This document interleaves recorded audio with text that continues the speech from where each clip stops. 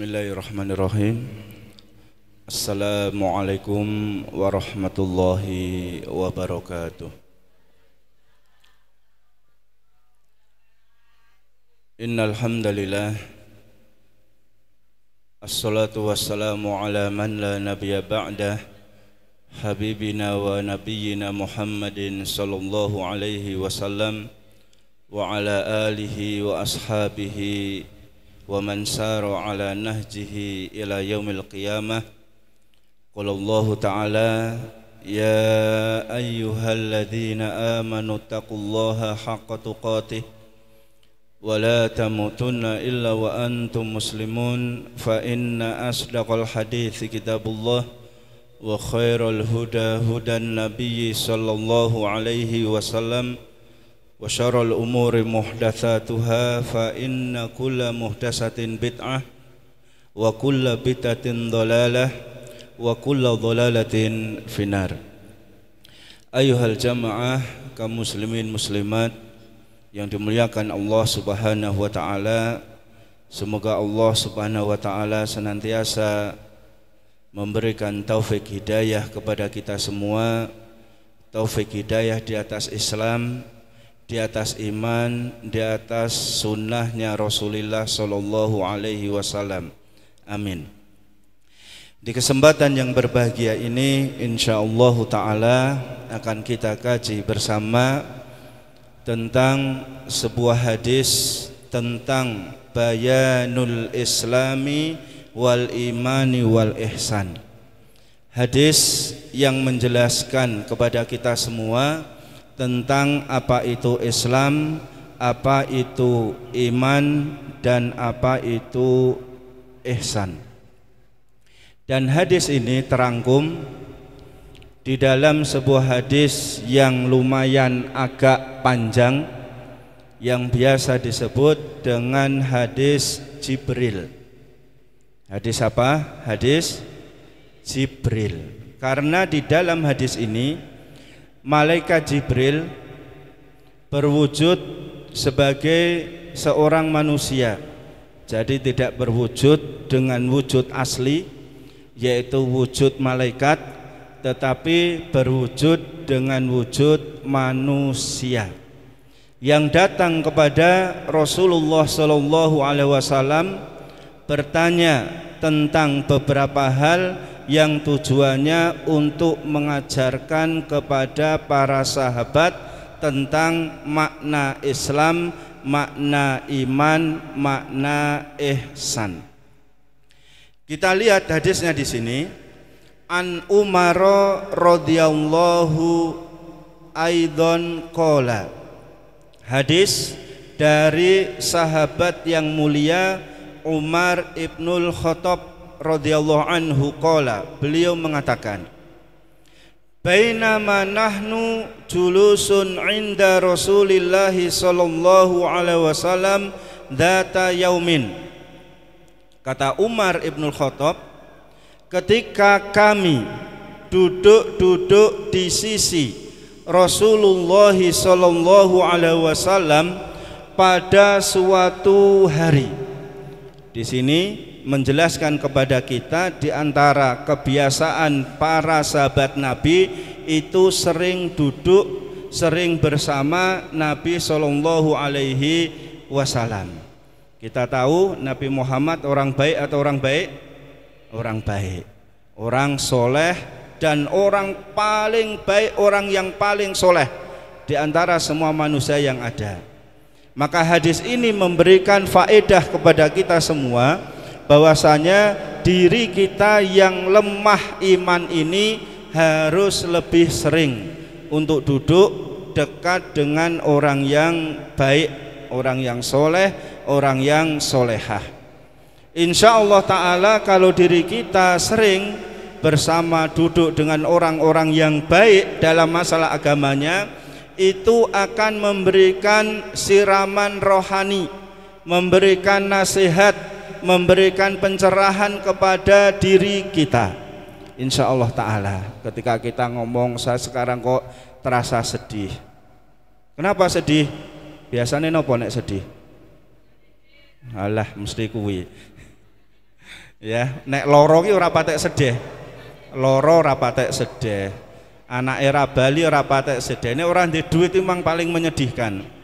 Aku saiki sedih banget. Nah, kemudian kalau kita ngomong ya sama orang yang baik, kita akan mendapatkan ya pencerahan, nasihat. Wong ki ya ora kudu duwe duit, terus kadang-kadang ya ora duwe duit barang.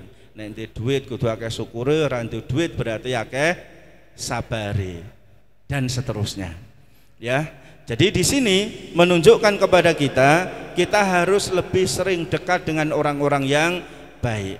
Tapi kalau kita dekatnya, sering duduk-duduknya dengan orang-orang yang tidak baik, pertama omongannya gedabrus. Tahu gedabrus nggih? Ora mutu omongannya, ngobrol sana sini, kadang malah memfitnah, namimah, adu domba, ngrundeli, ghibah dan seterusnya. Ini kalau kita dekatnya, kemudian duduk-duduknya kita, bermajelisnya kita dengan orang-orang yang tidak baik. Oke, berarti kita berusaha. Ya, kita berusaha untuk mencari teman-teman yang baik.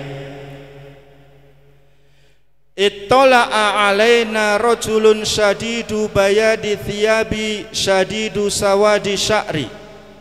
Tiba-tiba datanglah seseorang di majelis kami, seseorang yang sangat putih bajunya, sangat hitam rambutnya. Sangat putih bajunya, sangat hitam rambutnya. Awake dhewe malah kewalik kadang-kadang. Sangat putih apa nih? Rambutnya, sangat hitam kulite. Kuwi awake dhewe.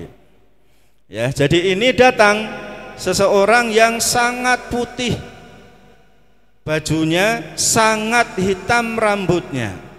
La yura alaihi atharus safar, yang tidak nampak dia itu seseorang yang habis melakukan perjalanan. Wala ya'rifu minna ahadun, dan tidak ada satupun di antara kita ini yang kenal dengan orang tersebut. Jadi ini orang yang tidak dikenal yang datang, tapi tidak ada nampak dari orang ini bekas-bekas dia melakukan perjalanan. Oke, jamaah yang dimuliakan Allah Subhanahu wa taala, kalau safar zaman dulu itu belum ada yang namanya pesawat, kereta, bis di padang pasir, itu enggak ada. Jadi kendaraan ketika itu adanya kalau enggak kuda, apalagi unta, apalagi keledai. Sudah 3 itu aja, unta, keledai, kuda, tidak ada yang lain. Kemudian berkendaraan di tengah padang pasir sangat memungkinkan diri dia itu kena debu-debu, pasir-pasir, padang pasir. Jadi jalan semisal dia berkuda selama sehari atau 2 hari atau berapa jam, pasti akan acak-acakan rambutnya. Ya, bajunya yang putih tidak akan bisa bersih, pasti berdebu. Lah, orang ini tidak nampak dia itu habis melakukan perjalanan, padahal ya dilihat itu rambutnya masih hitam, ya tidak berdebu, kemudian pakaiannya masih tetap putih, tidak ada debu, tidak ada pasirnya. Karena orang tersebut siapa tadi? Ibu-ibu, siapa tadi orang tadi? Siapa tadi? Malaikat Jibril. Ya, malaikat Jibril yang datang, kemudian wujudnya bukan wujud manusia, bukan wujud malaikat, tapi wujud manusia. Jenengan ya pengen ketemu malaikat? Pengen? Malaikat maut atau malaikat siapa? Mboten purun nggih, dereng siap. Nah, hatta jalasa ilan Nabi sallallahu alaihi wasallam, sampai orang tadi duduk menghadap Nabi sallallahu alaihi wasallam. Fa asnada rukbataihi ila rukbataihi, laki-laki tersebut yaitu malaikat Jibril tersebut menempelkan 2 lututnya ke 2 lutut Nabi sallallahu alaihi wasallam. Wa wada'a kafaihi ala fakhidaihi, kemudian meletakkan 2 telapak tangan beliau di atas paha Nabi Shallallahu Alaihi Wasallam. Jadi sangat dekat. Seperti saya semisal di sini sebagai Nabi, dia datang, kemudian lututnya itu nempel dengan lutut saya. Kemudian kedua tapak tangan dia diletakkan di atas paha saya. Jadi sangat dekat orang tersebut di hadapan Nabi Shallallahu Alaihi Wasallam.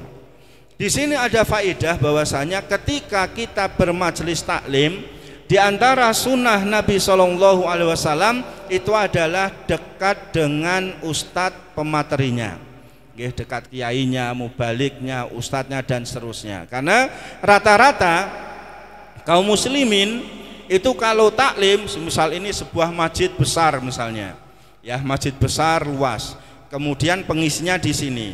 Duduknya mereka biasanya di mana? Di hadapan dekat sini atau masing-masing bersender melingkari tembok itu. Biasanya ya mereka bersandar di tembok-tembok. Misal ini kotak gini, mereka duduknya ya mepet tembok, semua mepet tembok. Ya, karena di antara tujuan mepet tembok apa? Nek ngantuk cepet turu. Terus terutama sing boyoke ya wis rodok-rodok krasa itu ya senenge golek sandaran. Nah, seperti itu. Padahal sebetulnya di antara sunnah Nabi, taklim itu dekat. Semisal mau enek wong telu sing taklim, ya wis ning ngarepe ustaze gini. Ya ora siji pojok kono, siji ning jaba. Mung telu padahal. Ya kuwi kleru seperti itu. Ya nek ora sing loro ning jaba, sing siji ning pojok kono wae ngletak merem. Itu ustaze ngisi wis kaya ngisi ning radio, ora nek wong blas ditinggal, seperti itu.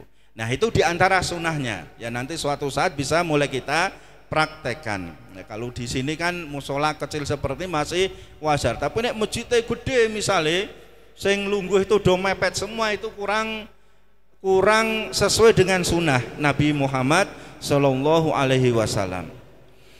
Waqala, orang tadi, malaikat yang berwujud manusia tadi mengatakan, ya Muhammad, wahai Muhammad, setelah dekat dengan Nabi Shallallahu Alaihi Wasallam, akhbirni anil Islam, jelaskan kepadaku apa itu Islam, jelaskan kepadaku apa itu Islam. Nah, di sini malaikat Jibril itu tahu Islam itu apa, itu sudah paham. Tapi kenapa dia kok bertanya tentang Islam? Agar dijawab oleh Nabi Shallallahu Alaihi Wasallam. Kemudian para sahabat yang ada di sekitar itu biar mendengar, biar tahu tentang Islam itu apa.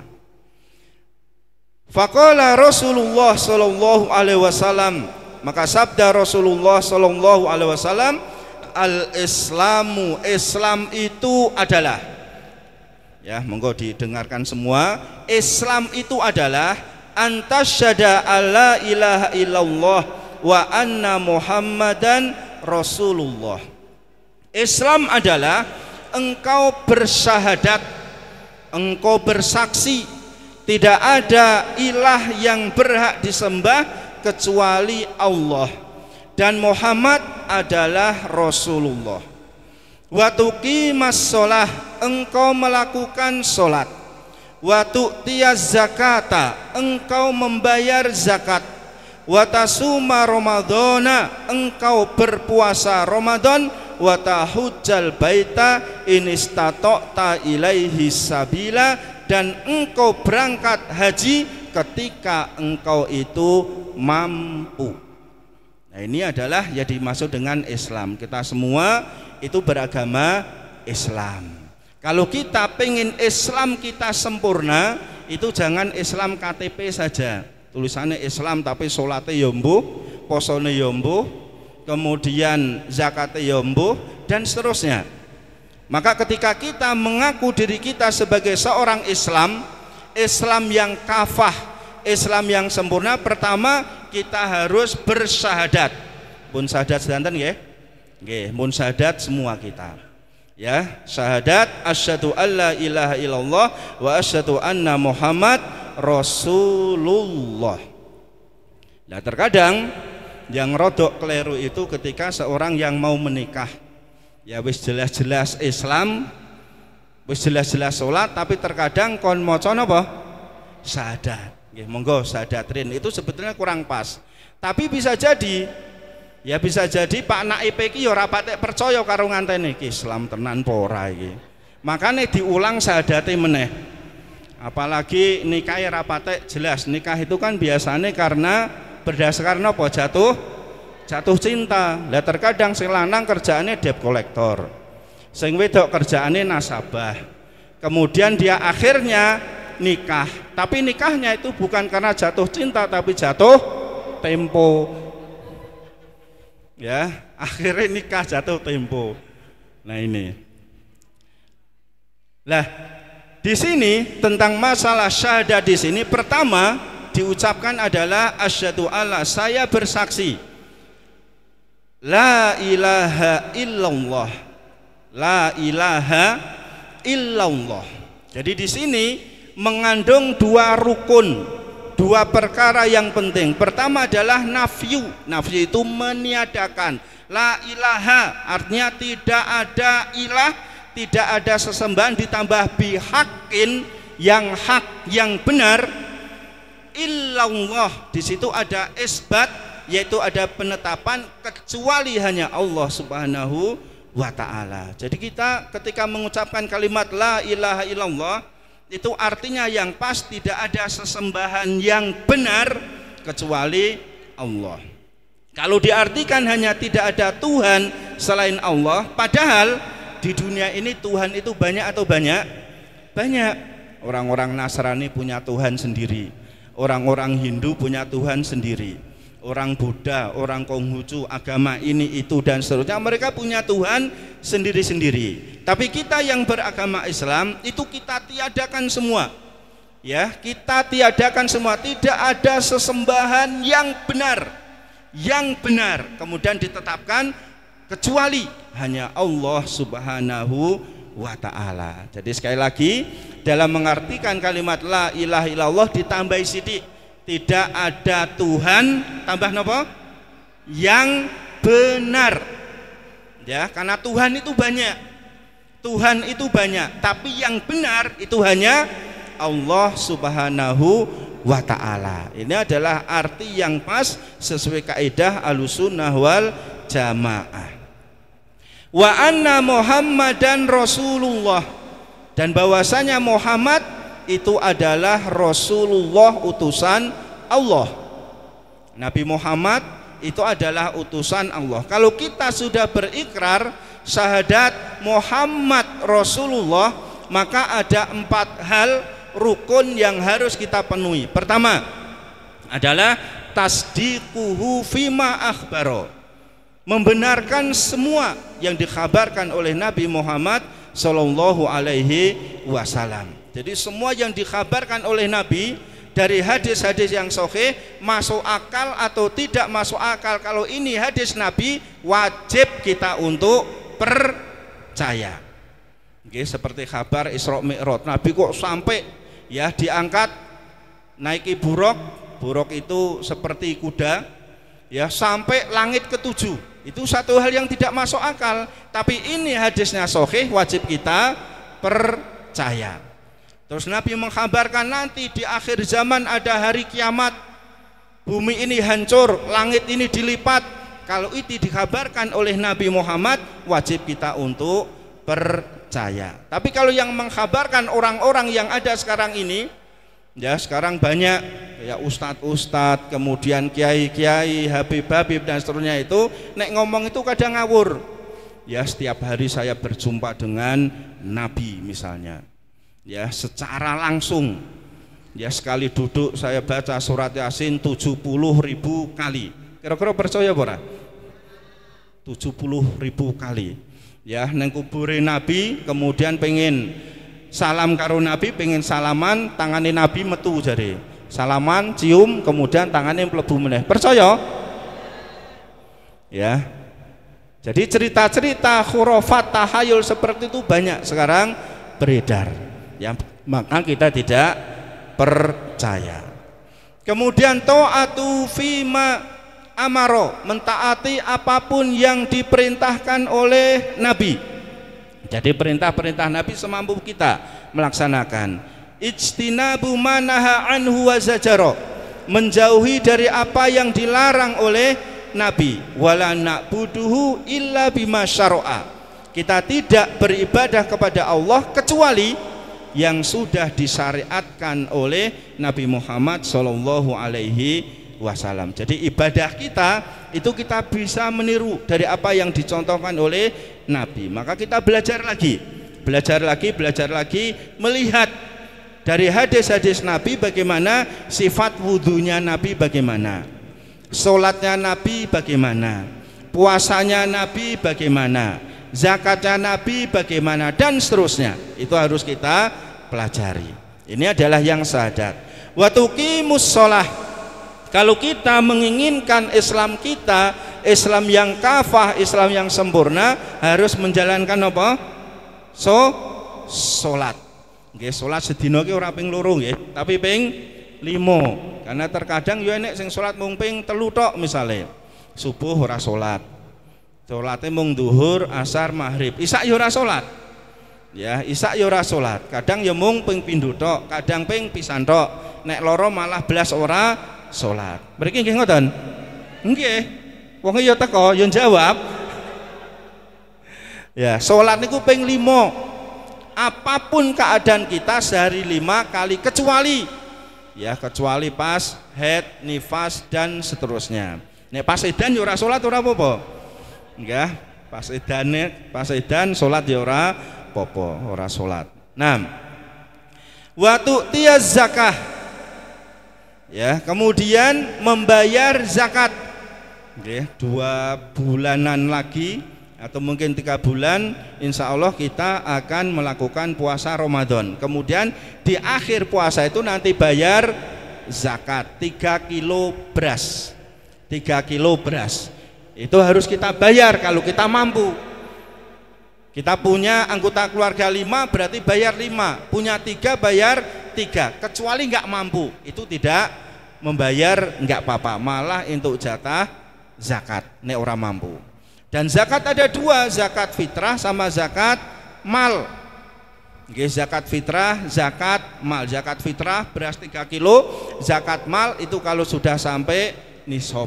Jadi gampangnya jenengan duwe emas simpenan. Ya, 85 gram. Setahun kok tetap 85 gram, mas jenengan ini berarti harus membayar zakat 5%. Ini ibu-ibu donte emas toh. Enek Mas Han, Mas Temu, Mas apa meneh?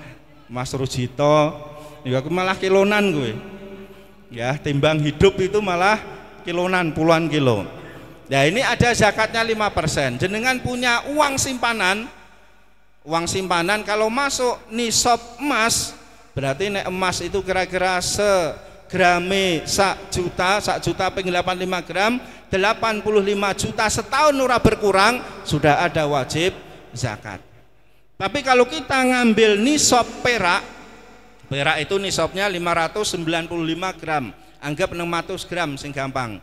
Perak regane berapa perak? Anggap 30.000 gitu ya. Nek tuku cincin perak, mboten level mriki nggih, tuku cincin perak gitu levelnya emas.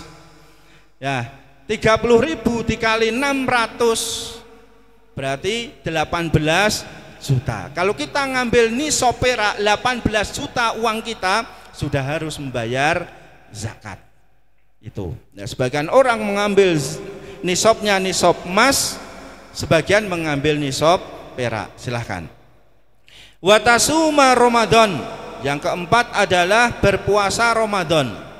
Ya, puasa Ramadan nanti harus kita lakukan kalau kita menginginkan Islam kita kafah.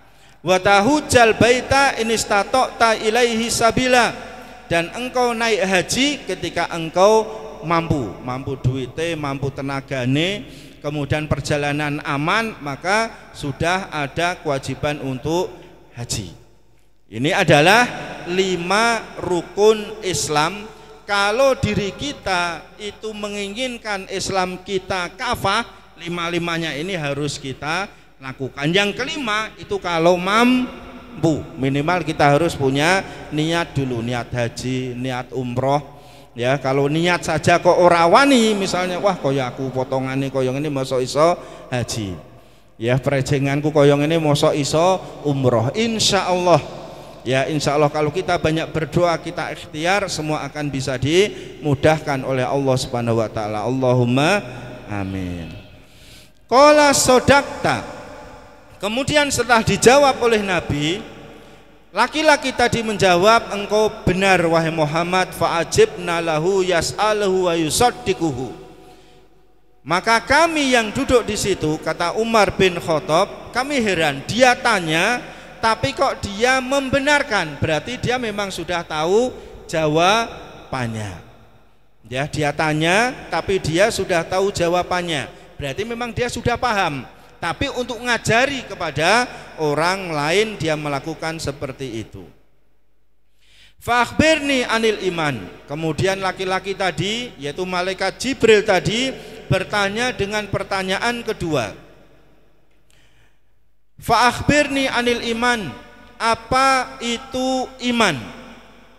Qala, kata Nabi, antu minabillahi, engkau iman kepada Allah, wa malaikatihi, kepada para malaikatnya, wa kutubihi, kepada kitab-kitabnya, wa rusulihi, kepada rasul-rasulnya, wal yaumil akhiri, kepada hari akhir, wa tu'mina bil qadari khairihi wa syarrihi, engkau beriman terhadap takdir yang baik dan takdir yang buruk. Berarti rukun iman nonton pinten niki? 6. Pertama, iman kepada Allah. Jadi kita harus yakin pada diri kita. Pertama, Allah itu ada. Ya, Allah itu ada. Itu harus kita yakini. Kemudian yang kedua, beriman terhadap rububiyah Allah. Bahwasanya yang menciptakan alam ini adalah Allah, yang memberikan rizki kepada kita adalah Allah, yang mengatur alam ini adalah Allah. Adanya panas, adanya hujan dan seterusnya, ini yang mengatur adalah Allah Subhanahu wa taala. Kemudian kita mengimani uluhiyah Allah. Allah itu adalah satu-satunya zat yang pantas untuk diibadahi. Maka kita enggak boleh beribadah kepada selain Allah Subhanahu wa taala. Berdoa kepada selain Allah boleh enggak? Enggak boleh. Memohon, meminta kepada selain Allah boleh enggak? Enggak boleh. Ya, kita bernazar, kita berkorban, kita isti'anah, isti'adah, berlindung harus kepada Allah Subhanahu wa taala. Ya, misalnya di sini itu ada musibah, ya, la qadarullah naudzubillah.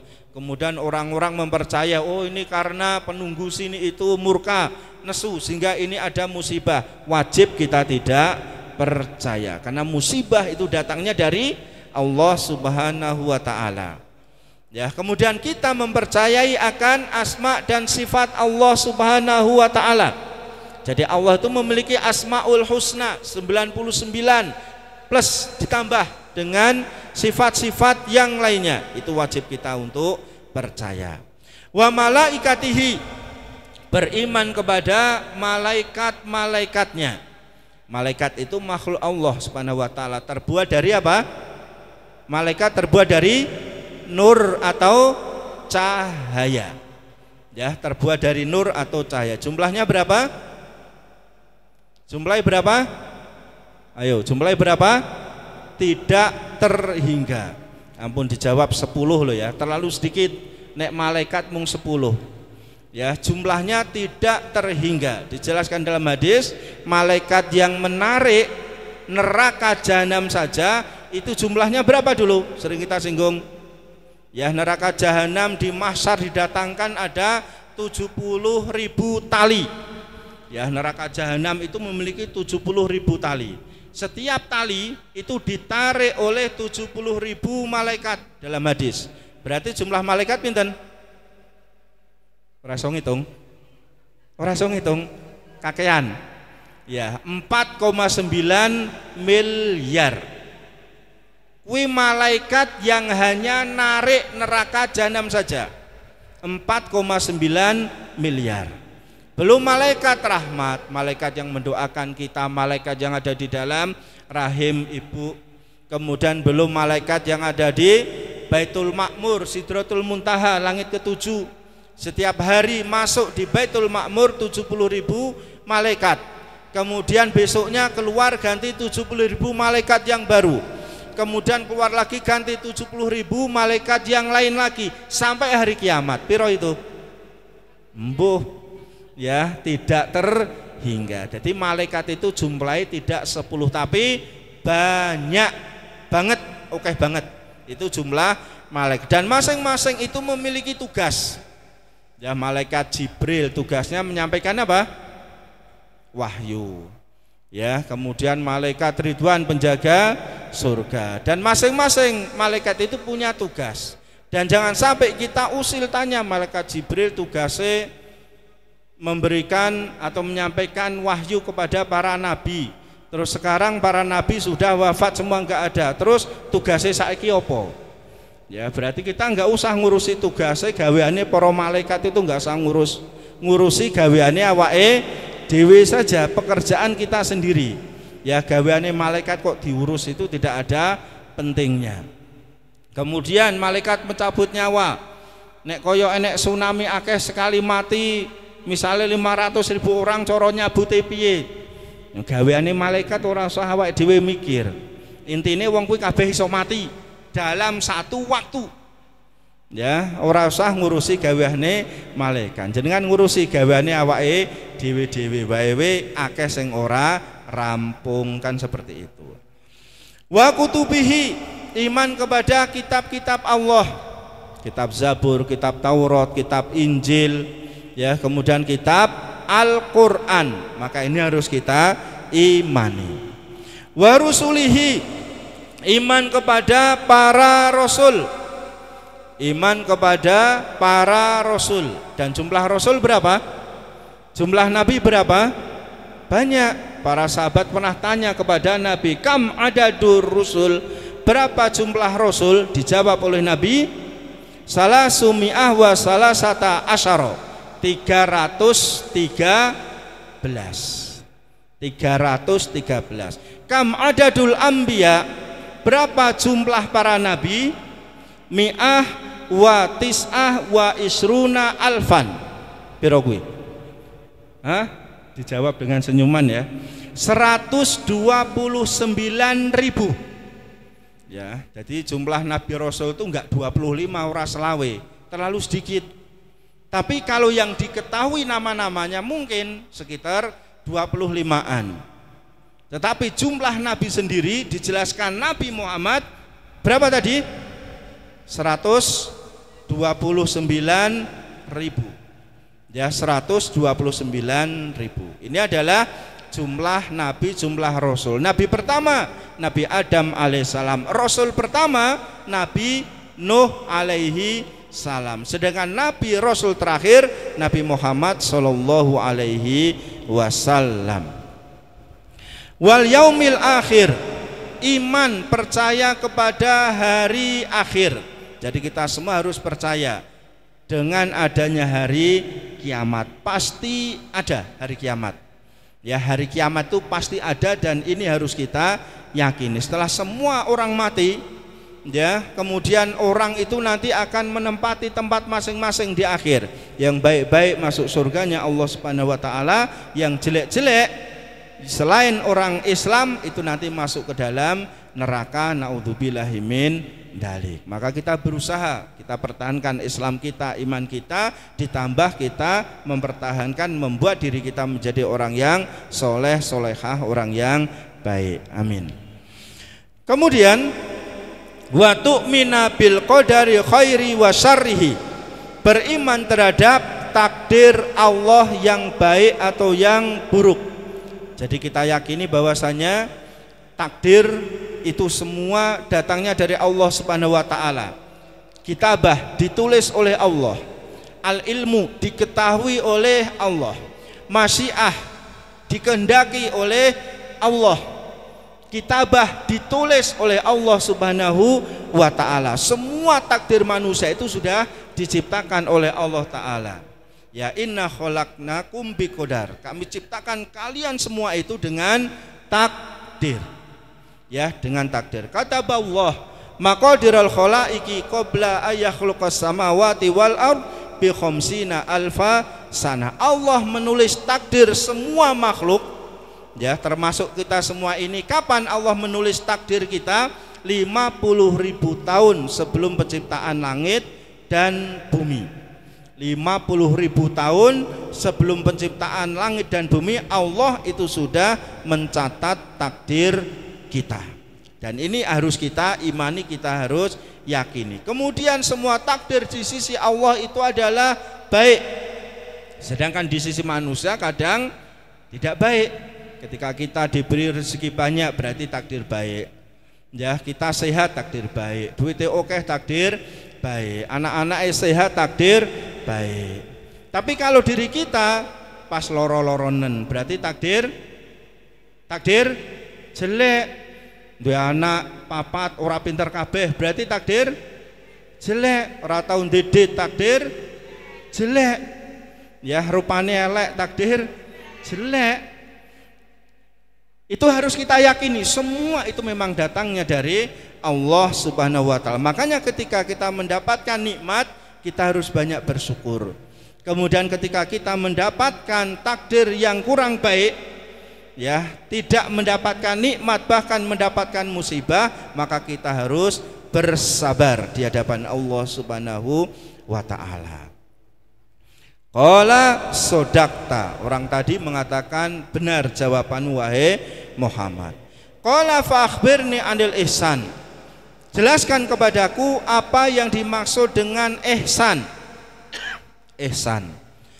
Qala, kata malaikat tadi, anta budallah, kata Nabi, anta budallah ka annaka tarahu fa illam takun tarahu fa innahu yaraka. Ihsan, ya, ihsan itu artinya adalah engkau beribadah kepada Allah Subhanahu wa taala seakan-akan engkau melihat Allah, dan pasti kita nggak bisa melihat Allah. Kalau ada orang mengatakan saya lihat Allah, ya saya ketemu Allah, saya telepon Allah, mesti apa? Gedabrus, tahu gedabrus? Ngapusi. Ya, telepon Allah itu mesti ngapusi, ketemu Allah ngapusi, dan seterusnya. Wajib kita tidak percaya. Maka di sini kalau kita derajat ihsan, maka ketika kita ibadah kepada Allah seakan-akan Allah itu melihat kita. Ya, jadi maksudnya kita yakini Allah melihat kita, karena kita nggak mungkin bisa melihat Allah. Allah melihat kepada diri. Insya Allah ibadah kita itu akan lebih baik. Qala fa akhbirni anis-saah, jelaskan kepadaku apa itu hari kiamat. Qala, kata Nabi, mal mas'ulu anha bi'a'lama minasail, bukankah yang bertanya itu lebih tahu daripada yang ditanya tentang kapan datangnya hari kiamat. Qala fa akhbirni an amaratiha, kalau begitu kabarkan kepadaku tentang ciri-ciri hari kiamat, ciri-ciri ketika sudah mendekati hari kiamat. Antalidal amatu rabbatah, kata Nabi, kalau sudah ada seorang budak melahirkan majikannya. Ini ada dua makna. Ya, ada dua makna. Anak budak yang dia disetubui oleh majikan laki-laki, kemudian lahir anak. Lah anak itu, ya anak itu karena yang menghamili itu adalah majikan laki-lakinya, maka itu sebagai majikan dari ibu yang sebagai budak tadi. Kemudian makna kedua, itu banyak anak-anak sekarang itu yang menjadikan orang tua itu seperti budak. Wonten napa mboten sakniki? Banyak anak-anak yang membuat orang tua sebagai budak. Wong tua wis rekoso, kerjane dijaluki terus karo anak. Ya, kemudian ngongkoni wong tua terus, meres wong tua terus. Ya, membuat semena-mena sama orang tua terus. Ngrekasake wong tua terus, maka ini bisa dikatakan seperti budak melahirkan tuanya. Maka ini adalah ciri dari orang-orang atau anak-anak yang durhaka kepada orang tua. Dan sekarang banyak ya anak-anak yang durhaka kepada orang tua. Wa antaral hufatal uratal alata ri'a asya'i yatatawwaluna fil bunyan. Engkau melihat ya orang-orang yang dia itu telanjang kaki, Telanjang kaki jenenge apa ning kene? Nyeker apa nyokor? Nyokor ya. Nyokor basa kasare aluse nyeker. Ya, orang yang nyeker, nyokor nyeker. Al-urata, yang tidak pakai baju. Ning katokan lho nggih. Ya, jadi ora sandalan mung katokan tok, telanjang dada. Al-alah, dia itu termasuk orang-orang yang miskin. Ya, mungkin golek kayu, golek opo di kebun dan seterusnya. Ri'a asyai, dia itu penggembala kambing, penggembala hewan-hewan ternak. Ya tatawwaluna fil bunyan, tetapi berlomba-lomba meninggikan bangunan. Ya gampangannya semisal ning desa kene misalnya. Sing asli orang sini sing iso mbangun omah apik-apik kan termasuk jarang. Betul nggih? Jarang. Tapi sing saka kene kuwi semisal SD ra lulus apa lulusan SD terus kerja ning Jakarta, Bali, bangun omah tingkat dadi apik. Padahal dia sebetulnya ora sekolah, ra ndek pendidikan. Ya bisa dikatakan wonge ya dhisike mung golek apa ning kebon-kebon dan seterusnya. Ketika merantau, ya merantau neng Jakarta, apa neng Malaysia, apa neng Hong Kong, apa neng Arab dan seterusnya, balik dia ya tatawwaluna fil bunyan. Nggih, omahe apik-apik, ya mobilnya apik-apik dan seterusnya. Maka ini termasuk tanda hari kiamat kalau ada orang-orang yang seperti ini. Ya kayak di Lamongan itu saya pernah ke suatu desa, kuwi desane omahe ora nek sing elek, apik-apik. Pas jenenge desane desa Sugihan, Kecamatan Paciran, Sugihan. Ya besok nek desa jenenge Plaratan mungkin elek-elek ya. Ya, iki desa Sugihan. Omahe ora nek sing elek. Ternyata kita cari tahu itu hampir semua mayoritas penduduk situ adalah TKI, TKW Malaysia. Dan omahe api-api itu rata-rata kosong ora nek sing ngenggoni karena suami istri lunga ning Malaysia, suami istri neng Malaysia, kadang nek sing Hong Kong dan seterusnya. Omahe api-api tapi ora nek sing ngenggoni seperti itu. Nah, Tsumman talaqa falabithta maliyan, kemudian kami diam sejenak. Tsumma qala, kemudian Nabi bersabda, ya Umar, wahai Umar, atadri manis sa'il, tahukah kamu yang bertanya itu siapa tadi? Qultu Allah wa rasuluhu a'lam. Saya jawab, Allah dan Rasulnya yang lebih tahu. Di sini menjelaskan kepada kita kalau kita ditanya oleh orang dan kita nggak bisa jawab, nggak tahu jawabannya, itu jangan kita berani untuk jawab. Iki hukumnya apa toh? Halal. Iki hukumnya apa? Haram. Ya padahal kita nggak tahu misalnya, maka kita jangan menjawab. Kalau kita nggak tahu, jawab dengan apa? Wallahu a'lam. Titik. Hanya Allah yang tahu. Ya hanya Allah yang tahu. Tapi ini tidak berlaku di sekolahan. Ya sedikit dikoi gurune wallahu a'lam, tapi gurune wallahu a'lam, ulangan nomor sampai 10 ora iso jawab wallahu a'lam misalnya. Ya, seperti itu. Fa innahu Jibrilu atakum yu'allimukum dinakum. Maka ketahuilah itu tadi adalah malaikat Jibril yang mendatangi kalian, mengajarkan kepada kalian tentang agama kalian. Jadi ini adalah wujud ya malaikat Jibril sebagai manusia, karena malaikat Jibril itu ya pernah berwujud manusia, pernah juga menampakkan dirinya di hadapan Nabi wujud aslinya yang sayapnya itu dari pojok barat sampai pojok timur, ya sayapnya malaikat Jibril ketika beliau ini memberikan atau menampakkan wujud aslinya.